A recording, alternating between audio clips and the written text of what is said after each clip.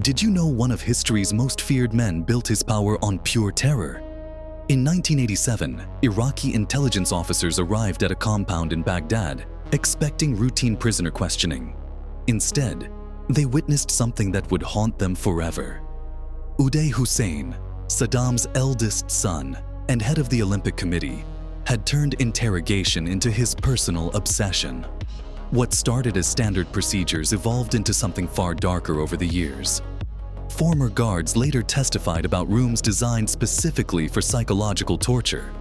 Prisoners described hearing screams echoing through underground chambers for hours. The compound contained equipment that served no legitimate purpose.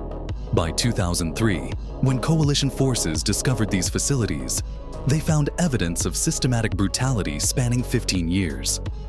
Thousands of families never learned what happened to their loved ones.